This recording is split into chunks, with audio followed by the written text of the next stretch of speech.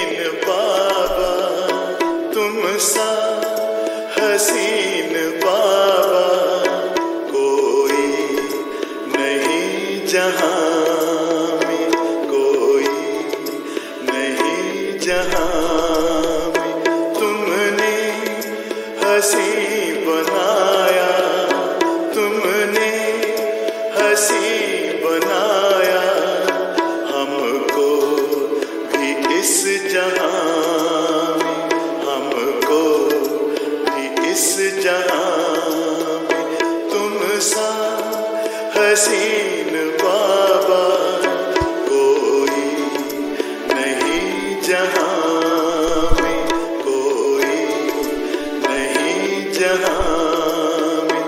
तुम सा हसीन बाबा।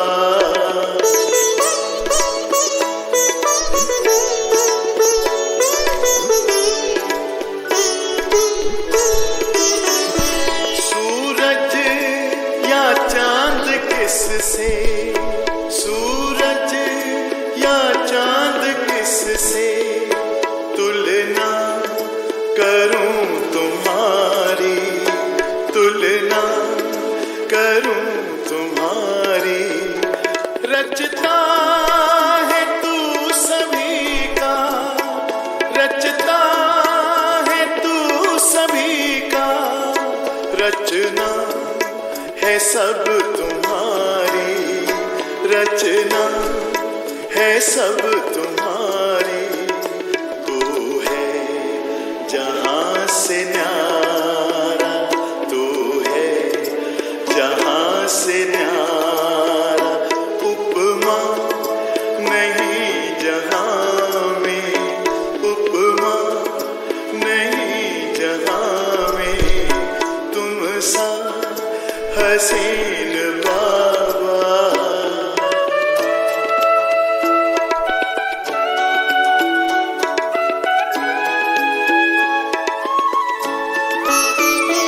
नजरें पड़ी जो तुम पर, नजरें पड़ी जो तुम पर। हटने का नाम ना ले, हटने का नाम ना ले। पलकों के डाल पर दे, पलकों के डाल पर दे। दिल में कहीं छिपा ले, दिल में कहीं छिपा ले। खो जाए तुझ में बाबा, खो जाए तुझ में बाबा। लौटे ना इस जहां में, लौटे ना इस जहां में। तुम सा हसीन बाबा।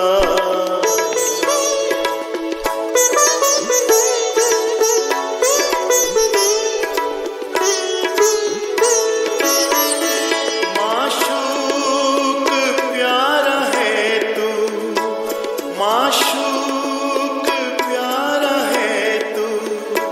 आशिक है सारी दुनिया, आशिक है सारी दुनिया।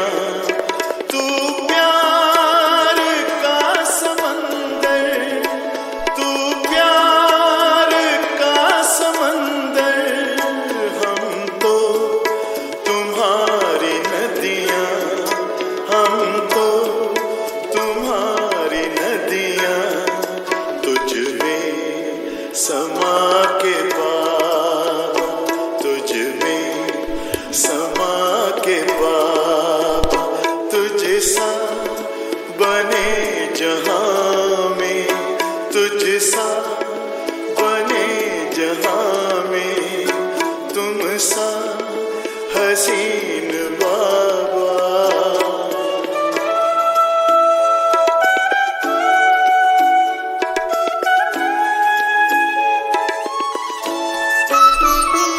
ये प्यार है रूहानी, ये प्यार है रूहानी।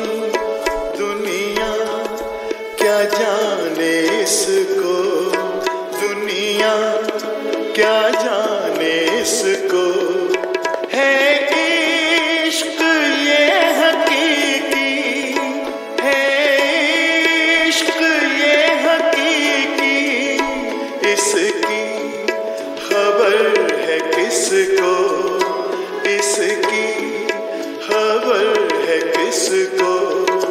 पल भर का वह भी झूठा, पल भर का वह भी झूठा है प्यार इस जहां में, है प्यार इस जहां में। तुम सा हसीन बाबा कोई नहीं जहां में, कोई नहीं जहां में। तुमने हंसी बनाया, तुमने हंसी बनाया हमको भी इस जहां में, हमको भी इस जहां में। तुम सा हसीन बाबा, तुम सा हसीन बाबा, तुम सा हसीन बाबा।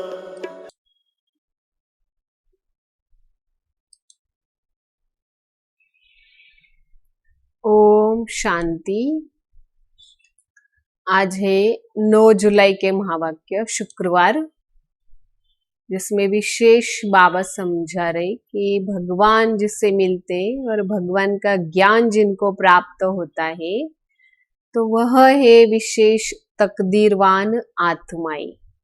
और वर्तमान समय ज्ञान सागर पतित पावन बिगड़ी को बनाने वाला स्वयं भगवान इस धरती पर आया है, भाग्य विधाता भाग्य बांटने आए हैं।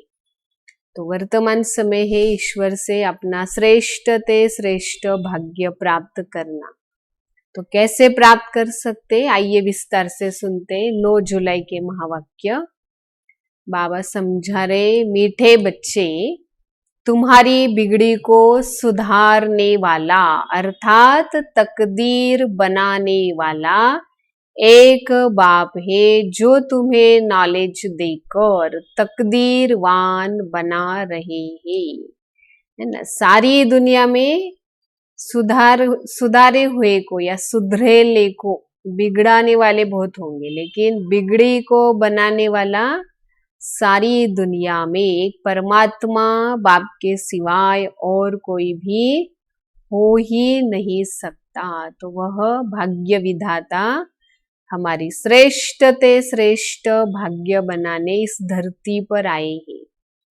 प्रश्न है आज का, तुम बच्चों की इस रूहानी भट्टी का कायदा कौन सा है? समझते हो रूहानी भट्टी? जैसे सोनार की भी भट्टी होती है, लोहार वाले की भट्टी होती है, ऐसे ये है रूहानी भट्टी, आत्माओं की भट्टी। और इसके भी कई कायदे होते। भट्टी में बैठना माना क्या है? याद की यात्रा में बैठना, भगवान की याद में बैठना, जिससे योग अग्नि क्रिएट हो जाए। तो उसके कायदे कैसे यहाँ बैठना होता है, तो बाबा समझा रहे कायदा कि रूहानी भट्टी में बैठना अर्थात याद की यात्रा में बैठना। जो याद की यात्रा में बैठेंगे तो बैठने वालों को कई कायदे। तो पहला कायदा है, कभी भी इधर उधर के विचार उनको नहीं करने चाहिए। ऐसे नहीं कि शरीर से शांत बैठे और मन से भटक रहे, इधर उधर के विचार कर रहे, यह नहीं होना चाहिए। कायदा है कि आप जब भगवान की याद में बैठे हो तो और ख्यालात आपको नहीं आने चाहिए, सिर्फ एक बाप की याद में रहना है। अगर इधर उधर बुद्धि भटकती है और झुटका खाते रहेंगे, यहाँ बैठकर उबासी देंगे, इससे वायुमंडल तुम खराब करते हो जिससे तुम्हारा ही नुकसान हो जाता है। तो सुना सभी ने क्या करना है? जब भी मेडिटेशन के लिए बैठते तो मन बुद्धि की एकाग्रता बनी रहे, एक के सिवाय और किसी को भी याद नहीं करना है। बुद्धि अगर भटकेगी, झुटके खाएंगे तो इसका बोझ अपने आप पर ही आ जाता है, खुद का ही बहुत नुकसान हो जाता है। आज का गीत है, दिल का सहारा टूट न जाए। ओम शांति। मीठे मीठे रूहानी बच्चों ने गीत के 2 अक्षर सुने और बच्चों को जैसे सावधानी मिल गई है। इस समय हर एक की तकदीर बिगड़ी हुई है सिवाय तुम बच्चों के। तुम्हारी अब बिगड़ी से सुधर रही है। तो बिगड़ी को बनाने वाला अर्थात श्रेष्ठ ते श्रेष्ठ हमारी तकदीर बनाने वाला एक बाप ही है। तुम जानते हो शिव बाबा कितना मीठा है। तो बाबा अक्षर बड़ा मीठा है। बाप से सब आत्माओं को वर्षा मिल जाता है।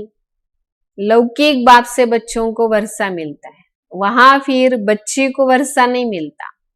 और जब हम भगवान की संतान बन जाते तो यहाँ बच्चा बच्ची सब हर एक वर्षे के हकदार बन जाते हैं। तो यहाँ बाप पढ़ाते आत्माओं को। आत्मा समझती भी हम सब आपस में भाई भाई है। तो बरोबर ब्रदरहुड कहा जाता है ना। एक भगवान के बच्चे। फिर देखो आपस में इतना लड़ते झगड़ते क्यों है? कितना सब आपस में लड़ते। तो यहाँ क्या है कलयुग के अंदर? अनेक मते, अनेक धर्म और मुख्य बात तो रावण राज्य में लड़ाई ही चलती रहती है। क्या कारण है लड़ाई का? क्योंकि यहाँ है विकारों की प्रवेशता। काम विकार पर भी कितना लड़ाई झगड़ा चलता रहता है। और ऐसे बहुत राजाओं ने लड़ाई की हुई है। काम के लिए लड़ते रहते, फिर कितना खुश हो जाते। कोई के साथ दिल होती है तो उनको भी मार देते हैं। बाप समझाते बच्चे काम महाशत्रु है। क्रोध वाले को तो क्रोधी कहेंगे, जिसके अंदर लोभ है लोभी कहेंगे, लेकिन जो कामी है उनके तो बहुत नाम रखे हुए हैं। तो जैसे कहते कामी पुरुष संसार में काम कटारी चलाए, आदि मध्य अंत हो दुखी, नरकवासी वह बन जाए। तो इसलिए बाप समझाते अमृत छोड़ विष काय को खाए। वर्तमान समय खुद भगवान हमें अमृत दे रहे हैं तो वो छोड़कर विष के पीछे क्यों भागे? शास्त्रों में फिर अमृत नाम लिख दिया है। दिखाते भी है कि सागर मंथन हुआ। किस किस का दिखाते? देवताएं, आसुर, इनों का क्या हुआ? सागर मंथन। और फिर उसमें से पहले बहुत विष निकला, फिर कई ऐसे अनमोल रत्न निकलते गए है ना। फिर लास्ट में दिखाते हैं कि लक्ष्मी खुद अमृत का कलश लेकर निकली। कितनी ढेर सारी कहानियां बनी हुई है। इसमें भी बड़े ते बड़ी बात सर्वव्यापी की। फिर है गीता का भगवान कौन और पतित पावन कौन, प्रदर्शनी में मुख्य चित्र पर समझाया जाता है। तो पतित पावन ज्ञान का सागर, सर्व का सद्गति दाता, और तुम सब हो उस ज्ञान सागर से निकली हुई ज्ञान गंगाएं। कितनी अच्छी अच्छी बातें तुम्हें रोज समझाई जाती है। तो बाप बेट समझाते मीठे मीठे बच्चों, तुमको पावन किसने बनाया? तुम्हारी बिगड़ी को सुधारने वाला है कौन? तो वह है पतित पावन। अच्छा, वह कब आते हैं? ये सारा ड्रामा कैसे बना है? दुनिया में तो इन बातों को कोई भी जानते नहीं। तो परमात्मा बाप को कहा जाता है नॉलेजफुल, ब्लिसफुल, पीसफुल। गायन है बिगड़ी को बनाने वाला एक पिता परमात्मा। अब यह समझ में आता है कि बरोबर रावण हमारी सारी बिगाड़ देते हैं। तो ये खेल बना हुआ है। कौन सा खेल है? हार और जीत का खेल। रावण को भी तुम जानते हो, जिसको भारतवासी क्या करते? हर साल दशहरे के समय उसके बड़े बड़े बुत बनाएंगे, एफिजी बनाते और जलाते रहते। तो जलाया किससे जाता है? हमेशा देखते कि जो दुश्मन होता है उनको जलाया जाता है ना। देवताओं की तो लोग पूजा करते, बाकी दुश्मन है तो उनको जरूर जलाया जाता है। तो भारतवर्ष में हर वर्ष जलाते। उनसे पूछो कब से जलाते आए हो, कहेंगे ये तो अनादि चला आया है, जब से सृष्टि शुरू होती है। अब शास्त्रों में जिसने जो भी पढ़ा तो हर एक सत सत करते ही रहते हैं। तो मुख्य भूल कौन सी हो गई शास्त्र के अंदर? मुख्य भूल ईश्वर को सर्वव्यापी कहते हैं। बाप यह नहीं कहते कि यह किसकी भूल है। ये सब ड्रामा की नूंद, सारा हार जीत का खेल बना हुआ है। तो बाप समझाते माया से हारे हार है, माया से जीते जीत है। तो माया से हार खाते कैसे हैं वह भी तो पूरा समझाया है। तो आधा कल्प है रावण राज्य, आधा कल्प है राम राज्य। एक सेकंड का भी इसमें फर्क हो नहीं सकता। तो अभी संगम पर राम राज्य की स्थापना और रावण राज्य का विनाश होना है जरूर। अपने समय पर एक्यूरेट चलता है। सतयुग में फिर लंका होती नहीं, वह तो बुद्ध धर्म का खंड है ना। पढ़े लिखे की बुद्धि में रहता है कि लंदन इस तरफ, अमेरिका इस तरफ, मैप जो देखते हैं। अब पढ़ाई से बुद्धि का ताला खुल जाता है, रोशनी आ जाती है। तुम बच्चों को तो ज्ञान का तीसरा नेत्र मिला हुआ है। अब जो बूढ़े बूढ़े हैं, बहुत बातें समझ नहीं पाते, तो इन सब के लिए मुख्य एक ही बात धारण करनी है जो अंत में काम आती है। मनुष्य तो शास्त्र पढ़ते ही रहते, पिछाड़ी में फिर भी एक अक्षर कह देते कि राम राम कहो। ऐसे नहीं कहते शास्त्र सुनाओ, वेद सुनाओ, पिछाड़ी में कहेंगे राम को याद करो। तो जो जास्ती समय जिस चिंतन में रहते हैं, अंत समय में वही याद आता है। अगर जीवन भर ईश्वर को याद करते रहेंगे, निरंतर योगी बनेंगे, तो लास्ट में जरूर भगवान की याद आएगी। और वो एक सेकंड का ही वैसे पेपर होता है। बाबा समझाते अभी विनाश तो सबका होना है जरूर। तुम जानते हो सब किसको याद करेंगे? तो कोई श्री कृष्ण को, कोई अपने गुरु को, कोई देवी देवताओं को, कोई अपने शरीर के संबंधियों को याद करते।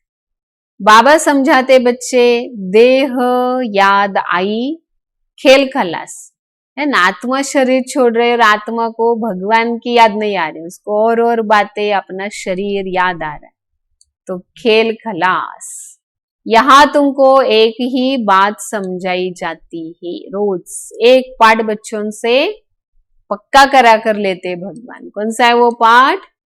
बच्चे तुम अपने को आत्मा समझ एक बाप को याद करते रहो। तुम अपना चार्ट रखो, हम सारा दिन में कितना समय एक परमात्मा बाप को याद करते हैं। बाबा समझाते बच्चे जितना तुम याद करेंगे उतना पावन बनते जाएंगे। ऐसे नहीं कि गंगा में स्नान करेंगे और पावन बन जाएंगे, बात तो आत्मा की है। और वैसे देखो तो उस पानी से फिर शरीर भी साफ नहीं होता, तो आत्मा पावन कैसे बनेगी? आत्मा ही पतित और आत्मा ही पावन बनती है कर्मों के आधार से। बाप ने समझाया आत्मा का स्वरूप कैसा है? एक स्टार मिसल, बिंदी मिसल। शरीर में आत्मा कहाँ रहती है? दोनों भ्रुकुटी के बीच में। तो कहते आत्मा स्टार, अति सूक्ष्म। तुम इन बातों को समझते हो। बाबा कहते मैं कल्प कल्प आता हूँ कल्प के संगम युगे। उन्होंने फिर कल्प अक्षर छोड़ दिया और युगे युगे अक्षर कहते हैं। तो मनुष्यों ने सारी बातें उल्टी समझ ली। बाबा क्या कहते, कल्प कल्प कल्प के संगम युगे आता हूं, फिर वो कहते युगे युगे। घोर अंधियारा है और घोर सोजरे के संगम पर तुम बच्चे खड़े हो। बाकी ऐसे परमात्मा बाप को युगे युगे आने की जरूरत ही नहीं रहती। सीढ़ी तुम नीचे उतरते हो, जब पूरे 84 जन्म की सीढ़ी नीचे उतरते तब बाप आते हैं। यह ज्ञान सारी दुनिया के लिए है जरूर। सन्यासी लोग कहते इन्हों के चित्र सब कल्पना है। बाप समझाते कल्पना की तो इसमें बात ही नहीं है, ये तो सत्य बातें सबको समझाई जाती है, नहीं तो मनुष्यों को कैसे पता पड़े। अब इसलिए ये सारे चित्र भी बनाए हैं। तुम्हारी ये प्रदर्शनी देश देशांतर में ढेर बनती जाएगी। बाबा कहते बहुत भारतवासी बच्चे हैं, अनेक धर्मों का ये झाड़। बाप बेट समझाते सबकी अवस्था कैसे हो गई, काम चिता पर बैठकर जल मरे हैं। सतयुग में जो पहले आते वही फिर पहले द्वापर से लेकर काम अग्नि में जलते जलते काले हो गई। अभी सर्व की सदगति होनी है जरूर और तुम बच्चे निमित्त बने हो। तुम्हारे पिछाड़ी ही सर्व की सदगति होगी। बाबा सहज करके समझाते। बाबा कहते बच्चे सिर्फ एक बाप को याद करते रहो। आत्मा ने दुर्गति को पाया हुआ है, आत्मा पतित बन गई तो उनको शरीर भी ऐसे ही मिलता है। आत्मा को पावन बनाने की युक्ति बाप बिल्कुल सहज समझाते हैं। अब देखो ये त्रिमूर्ति का चित्र बहुत सुंदर बना हुआ है। अब इस चित्र में ब्रह्मा का चित्र मनुष्य देखते तो कहते हैं इनको आपने यहाँ कैसे रखा, हाय हाय कर देते हैं। इनको ब्रह्मा आप कैसे कहते हो, तो ब्रह्मा तो सूक्ष्म वतनवासी देवता, वो यहाँ कैसे आया। अब ये तो दादा नामी ग्रामी था, अखबारों में भी सब जगह पड़ा था कि एक जोहरी बाबा है और वो कहते कि मैं श्री कृष्ण हूँ। तो बड़ा हंगामा मच गया था। अब एक एक से कौन माथा मारेगा, इतने ढेर मनुष्य जो है। आबू में भी कोई आते तो उनको झट कहते अरे तुम ब्रह्मा कुमारियों के पास जाते हो, वो तो जादू करेगी ना। तो लंबी चौड़ी बातें क्या क्या सुनाकर एक दो का माथा ही खराब कर देते ही। तो बाबा कहते तुम मुझे ज्ञान सागर सर्वशक्तिमान कहते हो ना। तो वर्ल्ड ऑलमाइटी बाप सब वेद शास्त्र आदि जानने वाला ज्ञान का सागर।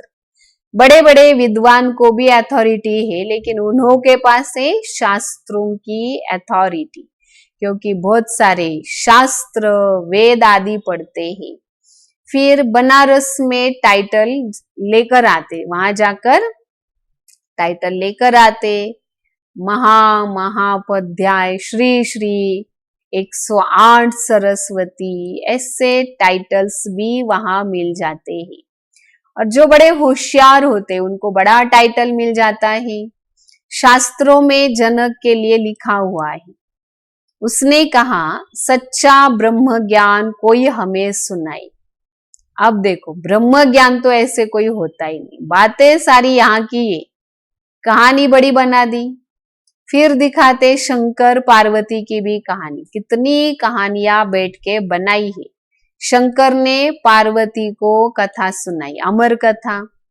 वास्तव में शिव उन्होंने फिर शंकर पार्वती का नाम डाल दिया। कौन थे पहले, शिव। शिव ने कथा सुनाई, सारे सृष्टि चक्र के आदि मध्य अंत का ज्ञान दिया, ड्रामा के राज बताए। फिर उन्होंने नाम डाला शंकर का, शंकर पार्वती की कहानी बना दी। अब भागवत आदि में यह सब इस समय की बातें ही। फिर कहानी में बताते उन्हों को ख्याल आया कि जाकर राजा को भी मैं ज्ञान दूं। तो बाप समझाते राजाओं को जाकर ज्ञान सुनाओ। तुम ही पहले सूर्यवंशी थे, फिर चंद्रवंशी बने, फिर द्वापर में वैश्यवंशी, फिर इस कलयुग में वैश्यवंशी, शूद्रवंशी। तो तुम्हारी सारी राजधानी अब तो चट हो गई। अब यहाँ तो सारा है प्रजा का, प्रजा पर राज्य, पंचायती राज्य। अब फिर सूर्यवंशी राजधानी लेना है तो जरूर पुरुषार्थ करो, है ना। बिना पुरुषार्थ के कभी भी प्रारब्ध बन ही नहीं सकती। राजयोग सिखाने वाला बाप आया है तो आकर बेहद का स्वराज्य ले लो। राजाओं के पास भी बहुत चिट्ठियां आती है, फिर उनको मिलती थोड़ी है। उनके प्राइवेट पोट्री चिट्ठियां देखते हैं, कितनी चिट्ठियां तो फिर वो फेंक भी देते। कोई में ऐसी जरूरी बात है, बस वही चिट्ठियां राजा तक पहुंच जाती है। अब कहते अष्टापा ने जनक को सेकंड में जीवन मुक्ति का साक्षात्कार कराया, है ना। कि उस समय के जो अष्टावक्र मुनि थे तो उन्होंने राजा जनक को क्या किया, जीवन मुक्ति का साक्षात्कार कराया कि जीवन मुक्ति कैसे प्राप्त हो सकती है। तो अब आप कितना अच्छी रीति से तुमको बैठ समझा रहे हैं। जो समझने वाले बच्चे नहीं, वो तो यहाँ वहां देखते रहेंगे, झुटके खाते रहेंगे। तो बाबा समझ जाते हैं इनकी बुद्धि में कुछ भी बैठता नहीं, बस ये ऐसे ही बैठे हैं। तवाई माफिक, तवाई माफिक माने जैसे देखो कि कोई गरम तवा होता है और गरम तवे पर पानी कैसे छींटे डालो तो क्या होता है, सेकंड में बाप बन के उड़ जाता है। तो ऐसे कई बैठे रहते, बाबा ज्ञान दे रहे लेकिन कुछ भी बुद्धि में उनके ठहरता नहीं, बस बैठे और बैठे हैं। तो बाबा चारों तरफ देखते रहते, हर एक बच्चा अच्छी तरह से सुन रहा है या इसकी बुद्धि कहाँ कहाँ भटक रही है, उबासी तो नहीं देते। ज्ञान अगर बुद्धि में नहीं बैठता है तो वह बच्चे झुटके ही खाते रहेंगे, वह तो अपना ही नुकसान कर देते हैं। अब कराची में शुरू में देखो भट्टी इतनी सुंदर बनी है ना, 14 साल छोटे बड़े बूढ़े सब बाबा की याद में भट्टी में थे। अब कोई झुटका खाता था फिर बाहर झट बाहर निकाला जाता था, अपने ही बैठते थे, बाहर का तो कोई नहीं था। तो शुरू में ऐसा बड़ा पार्ट चला, लंबी हिस्ट्री है। फिर कई ऐसे ध्यान में भी चले जाते थे तो कहते थे कि जादू लग गया। तो परमपिता परमात्मा है ही जादूगर। क्या करते जादू, इस नर्क को स्वर्ग बनाने का जादू। शिव बाबा देखते इनका तो बहुत प्रेम है, देखने से ही झट वह ध्यान में चले जाते। वैकुंठ तो भारतवासियों को बड़ा प्यारा लगता है ना। जैसे यहाँ कोई मर गया तो क्या कहते, स्वर्गवासी हुआ, वैकुंठवासी हुआ, है ना। और इतना अथॉरिटी से मनुष्य एक दो को बताते, जैसे इनको जाते समय वो एड्रेस देकर गए हैं। अभी तो देखो ये सारा नर्क है, सब नर्कवासी बने हैं। तब कहते हैं फलाना फलाना स्वर्गवासी हुआ, तो जरूर उसके पहले कहाँ था, नर्क में, नर्कवासी था। इसलिए तो कहते हैं ना, यहां से वो कहाँ गया तो स्वर्गवासी बना। अब वास्तव में स्वर्ग में ऐसे ही कोई भी जा नहीं सकते। तुम पहले स्वर्गवासी थे, 84 जन्म लेकर तुम नर्कवासी बन गए। अब फिर बाप आए तुम्हें स्वर्गवासी बनाने। तो स्वर्ग में है देवताओं की राजधानी, उसमें बहुत सारे पद हैं। पुरुषार्थ करके ऊंच पद लेना चाहिए। तुम जानते हो यह मम्मा बाबा भविष्य में लक्ष्मी नारायण बन जाते, अभी तो सब पुरुषार्थ कर रहे। तो बच्चों को समझाया जाता है फॉलो फादर मदर, जैसे यह पुरुषार्थ करते हैं ऐसे तुम भी पुरुषार्थ करते रहो। यह भी याद में रहते, तुम बाप को याद करो, वर्षे को याद करो। बाबा समझाते बच्चे त्रिकालदर्शी बनो। तुमको इस समय सारे चक्र का ज्ञान है, तुम बस इसमें ही तत्पर रहो, औरों को भी सदा समझाते रहो। इस सर्विस में ही लगे रहना चाहिए। तो देखो और कोई भी बात याद पड़ेगी नहीं, तो सुना क्या करे, ज्ञान सुने, सुनाए, याद करो, औरों को भी भगवान की याद कराना सिखाओ। यही तो सेवा है, जिससे सारी पुरानी दुनिया, जिसको भूलना बड़ा सहज हो जाएगा। हमारा तो ज्ञान मार्ग है ना, तो इस संसार में रहते विकारों का वैराग धारण करके याद और सेवा का बैलेंस रख आगे बढ़ते जाना ही।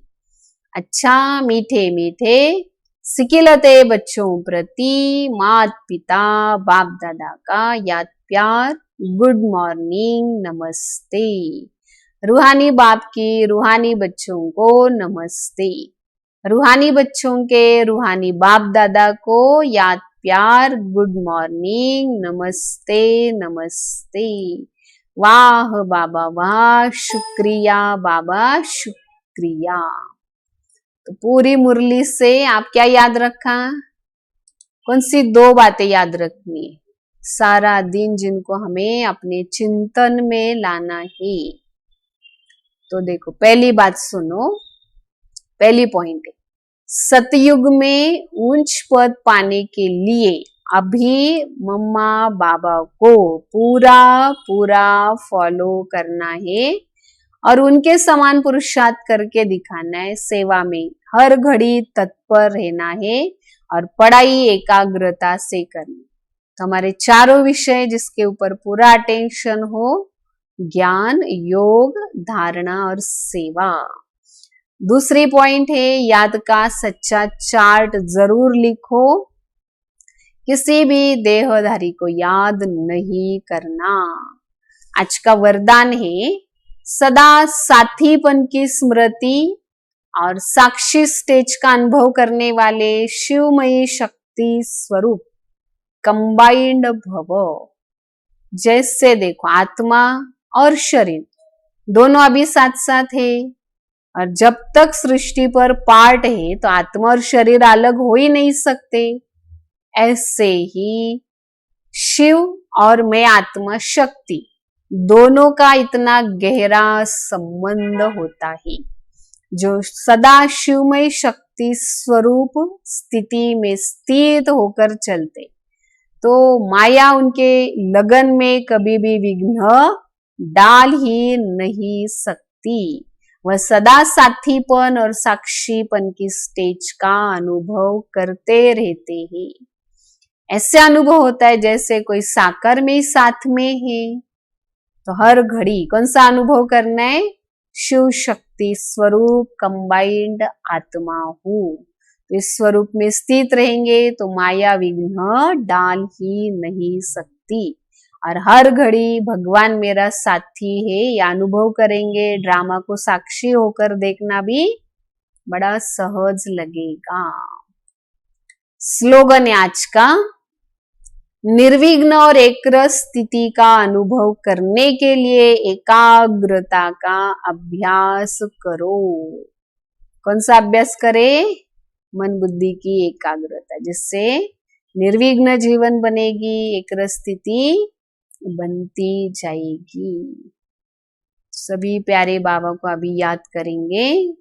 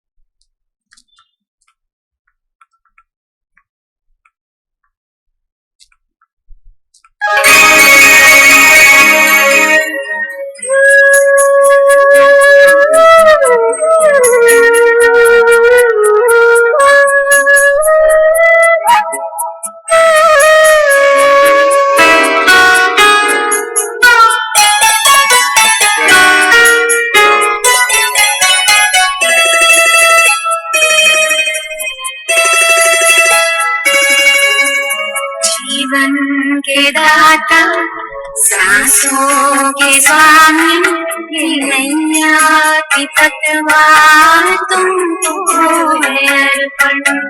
जीवन के दाता सांसों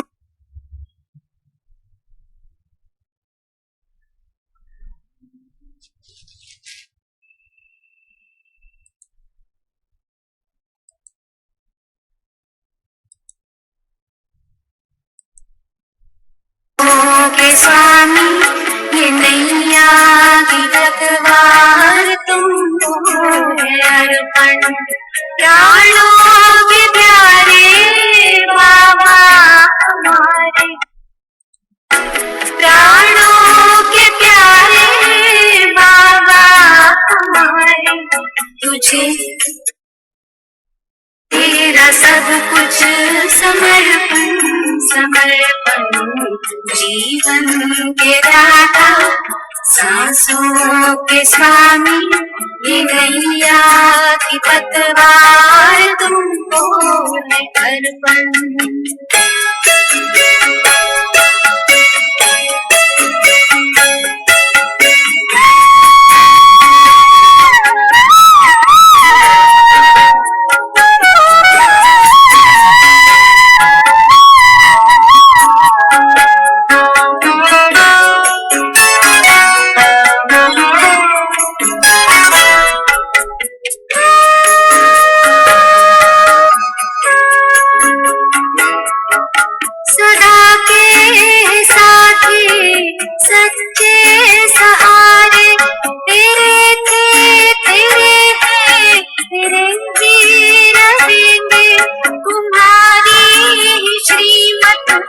चलते रहेंगे, कहेंगे जो भी हम वो करते रहेंगे। मिलते दिलाराम दिल से हम कहते, दिलों जान से बाबा तुझ पे है अर्पण। प्राणों के प्यारे बाबा हमारे, तुझे तेरा सब कुछ समर्पण समर्पण। जीवन के दाता सांसों के स्वामी, ये नैया की पतवार तुमको है अर्पण।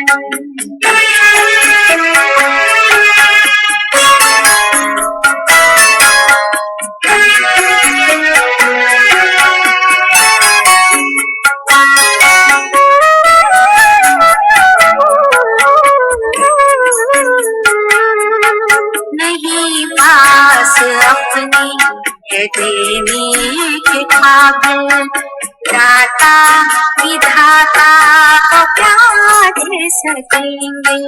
ये तूने हम पर एहसान इतने, ये जीवन भी देकर चुका ना सकेंगे। ये जीवन भी देकर चुका ना सकेंगे।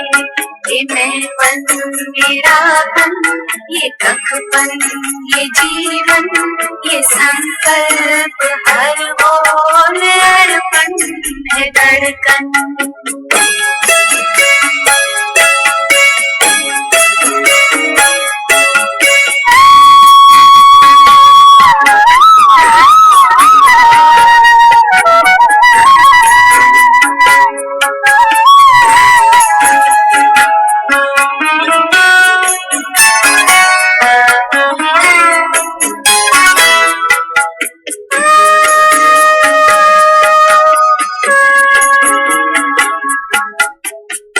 आश विश्वास बल है भरोसा, तू बाबा संसार साकार सपना। अगर टूटती सांस काम आए तेरे, अहो भाग्य जीवन बने धन्य अपना। यही एक अरमान है दिल में हमारे, कि हमने दिखे तो बने सदर्पण। प्राणों के प्यारे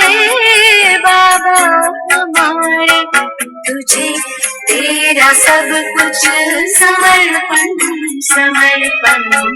जीवन के दाता सांसों के स्वामी, ये नैया की पतवार तुमको अर्पण। जीवन के दाता सांसों के स्वामी, ये नैया की पतवार तुमको अर्पण।